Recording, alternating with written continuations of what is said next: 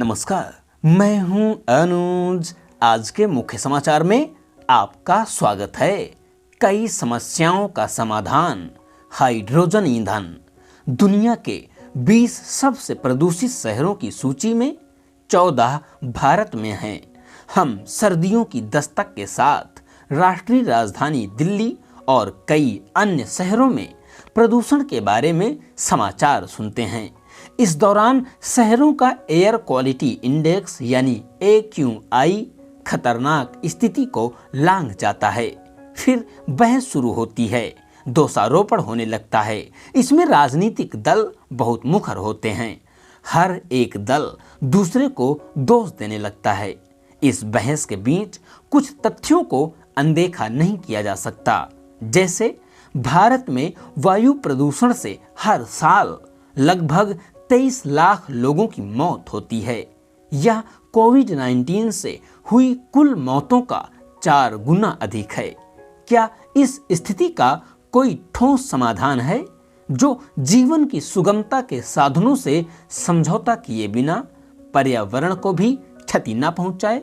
Hydrogen ईंधन के रूप में ऐसा एक समाधान हमारी पहुंच में दिख रहा है। हाइड्रोजन ब्रह्मांड में सबसे हल्का तत्व है।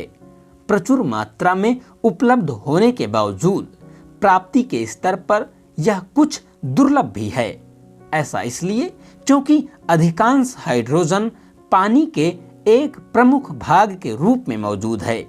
प्रत्येक पानी के अणु में ऑक्सीजन के एक परमाणु के साथ हाइड्रोजन के 2 परमाणु होते हैं। यदि पानी को इलेक्ट्रोलाइसिस नामक एक रासायनिक प्रक्रिया से गुजारा जाता है, जिसमें उसमें करंट प्रवाहित किया जाता है, तब पानी का अणु टूट जाता है और हाइड्रोजन ईंधन का उत्पादन संभव हो सकता है। हाइड्रोजन एक शून्य उत्सर्जन ईंधन है, यानी उसे जलाने से कोई प्रदूषण नहीं होता। ऊर्जा उत्पन्न करने के लिए इसे ऑक्सीजन के साथ जलाया जाता है। ऐसा करने में सिर्फ जल वाष्प इंजन से बाहर निकलता है।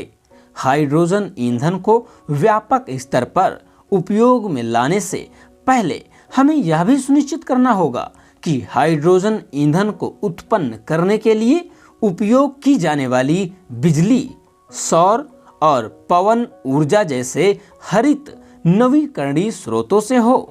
इस प्रकार के हाइड्रोजन को ग्रीन हाइड्रोजन कहा जाता है।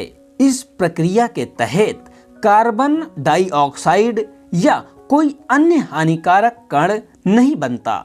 साथ ही हवा की गुणवत्ता यानी AQI को नुकसान नहीं पहुंचता। भारतीय उद्योग जगत में भी ग्रीन हाइड्रोजन को व्यापक स्तर पर अपनाया जा रहा है। रिलायंस जैसी दिग्गज कंपनी इसमें अरबों रुपए का निवेश कर रही है। टाटा और महिंद्रा के साथ टोयोटा और कमिंस जैसी कंपनियां कारों और ट्रकों के लिए हाइड्रोजन इंजन विकसित करने पर तेजी से आगे बढ़ रही हैं। यह सिलसिला इसी प्रकार कायम रहा तो आप वर्ष 2030 तक प्रतिदिन एक हाइड्रोजन बस, एक हाइड्रोजन ट्रेन की सवारी करने और एक हाइड्रोजन ईंधन कार के मालिक होने की उम्मीद कर सकते हैं। इससे निकलने वाला पानी भी इतना साफ होगा कि उसका सेवन तक किया जा सकता है। गत वर्ष नई दिल्ली में हुए G20 शिखर सम्मेलन के दौरान प्रधानमंत्री नरेंद्र मोदी ने हाइड्रोजन ईंधन की राह पर चलने का दृष्टिकोण प्रस्तुत किया था। भारतीय कंपनियां इस प्रक्रिया को सफल बनाने में विश्व का नेतृत्व भी कर रही हैं। प्राकृतिक गैस से भी हाइड्रोजन ईंधन बनाया जा सकता है। संयुक्त अरब अमीरात और सऊदी अरब जैसे पेट्रोलियम समृद्ध देश भी अब यही विकल्प अपना रहे हैं। हालांकि इस प्रक्रिया में हानिकारक कार्बन डाइऑक्साइड निकलती है, इसीलिए इसे ग्रे हाइड्रोजन कहा जाता है। भले ही कार्बन डाइऑक्साइड को किसी टेक्नोलॉजी से वायुमंडल में जाने से कुछ हद तक रोका जाए, तब भी यह पूरी तरह से स्वच्छ प्रक्रिया नहीं है। विश्व के 24% कार्बन उत्सर्जन के लिए परिवहन क्षेत्र को जिम्मेदार माना जाता है। दिल्ली जैसे शहर में तो यह आंकड़ा 30% से ऊपर है। ग्रीन हाइड्रोजन वाहनों से हम इस प्रदूषण को शून्य कर देंगे। केवल इसी से दिल्ली की हवा प्रदूषण के गंभीर स्तर से मध्यम स्तर पर आ जाएगी। केवल इस पहल से सालाना 23 लाख लोगों की जान बचाने में मदद मिल सकती है और प्रत्येक भारतीय की औसत आयु लगभग 5.8 वर्ष बढ़ जाएगी। इसके आर्थिक निहितार्थ भी कम महत्वपूर्ण नहीं। तेल और गैस का आयात हमारी आर्थिकी पर एक बड़ा बोझ है।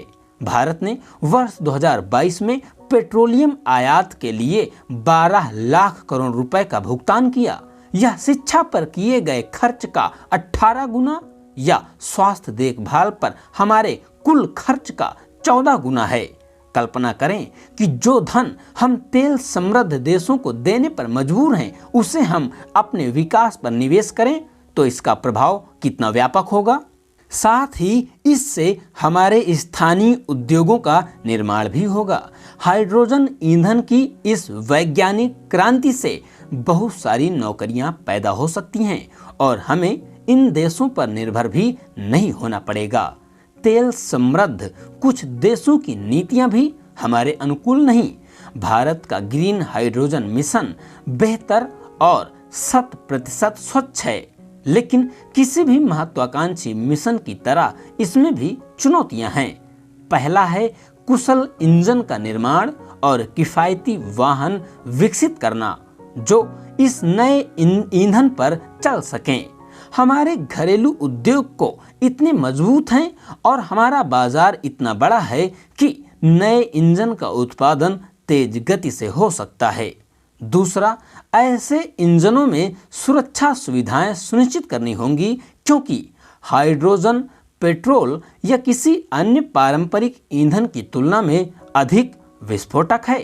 तीसरा मुद्दा यह है कि हरित हाइड्रोजन के उत्पादन में सौर और पवन ऊर्जा में निवेश की आवश्यकता होगी। यह पहलू ग्रीन हाइड्रोजन को ब्लू हाइड्रोजन की तुलना में महंगा बना देगा। भारत ने 2030 तक इस मोर्चे पर 8 लाख करोड़ रुपए के निवेश का लक्ष्य तय किया है। अकेले इस क्षेत्र में 6 लाख से अधिक नौकरियां सृजित होंगी। हाइड्रोजन वाहनों एवं उनका सर्विस नेटवर्क बनाकर और अधिक निवेश के साथ ही रोजगार विस्तार होगा। यह सब एक बेहतर भविष्य की उम्मीद जगाता है जहां हम न केवल स्वच्छ हवा सुनिश्चित करने में सक्षम होंगे बल्कि तेल की खरीद के खर्चे को बचाकर अर्थव्यवस्था को भी एक बड़ा सहारा देंगे। लेखक पूर्व राष्ट्रपति एपीजे अब्दुल कलाम के सलाहकार रहे लेखक कलाम सेंटर के CEO हैं श्री सृजन पाल सिंह जी। बहुत बहुत धन्यवाद।